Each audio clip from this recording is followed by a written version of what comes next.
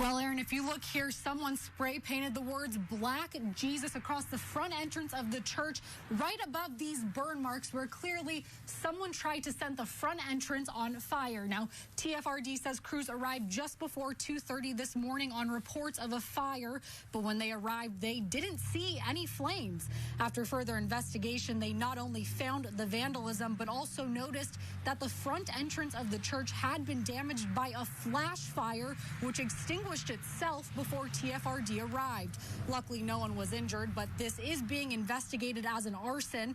Bishop Daniel Thomas says Mass still carried on as usual at 7 this morning. For us, it's painful to watch, literally, the building which we hold as sacred and which, of course, in the area is both an iconic, historical, artistic treasure for all of us, but especially painful for those of us as Catholics because this is our spiritual home. Now, anyone with information is asked to call Crime Stoppers. Coming up tonight at 11, I'll have more from local neighbors. Reporting live in Toledo, Sophia Perricone, NBC 24 News. Continue to follow breaking news tonight at 11 o'clock. Toledo police confirming just a couple of hours ago that an officer has died from his injuries he suffered during a standoff near the Old West End. This is the third officer-involved shooting in Lucas County in a month and a half. NBC 24's Sophia Perricone is live at the scene. Sophia, what are you learning about the officer tonight? Aaron, Chief George Krall says that 24-year-old officer Brandon Stalker was shot and killed tonight by the same suspect responsible for the Rosary Cathedral vandalism earlier this morning. Now, that suspect has also been shot. TPD Chief George Krall said it all started just before 4 this afternoon outside a home on the 2200 block of Fulton. Gang task force officers recognized the suspect, who has not been identified yet, from the church this morning. There had already been a warrant out for his arrest for that. After officers and the suspect interacted, the suspect then entered the home with a gun. As part of protocol, TPD secured the perimeter and brought in negotiators. But after hours of unsuccessful negotiations, the SWAT team initiated gas in an attempt to gas the suspect out of the home. That's when that suspect came back out of the house with 2 guns and began firing. Officer Stalker was then shot once. It's important to know Officer Stalker was not on the SWAT team. He was not a tactical officer. He was doing perimeter security when he was struck. I call on all Toledoans tonight to say a prayer for their city and to challenge themselves to respond to today's horrible events with thoughts of love and light. Now, again, we don't know the identity of the suspect or his condition in the hospital tonight. Chief George Krall didn't take any questions, but said they will be providing an update. This Wednesday, we'll have more when we do hear more updates. Reporting live in Toledo, Sophia Perricone, NBC 24 News. Well, tonight we are learning new details about the standoff that led to the death of Toledo police officer Brandon Stalker. Toledo police say Officer Stalker was shot once in the head and later died at St. V's. NBC 24's Sophia Perricone is live in the Old West End tonight. Sophia, we're also learning more about the suspect.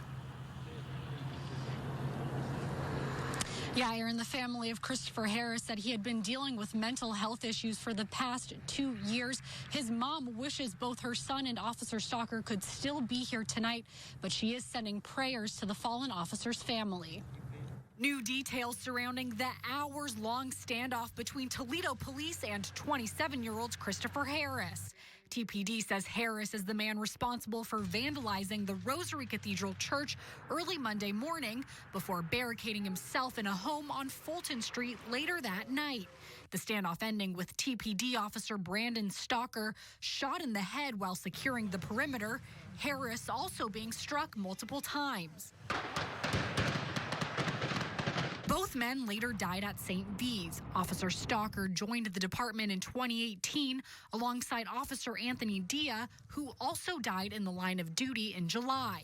On Tuesday afternoon, Harris's mother, Crystal, recognizing that Officer Stalker was doing his job before her son fired multiple rounds from 2 guns. I know that officer was a good kid. He was just new on the force doing his duty. Crystal says her son was an active member in the church, but over the past 2 years, his mental health started to shift. Something just started attacking him. 1 minute he'll be good, and the next minute he was all over the place.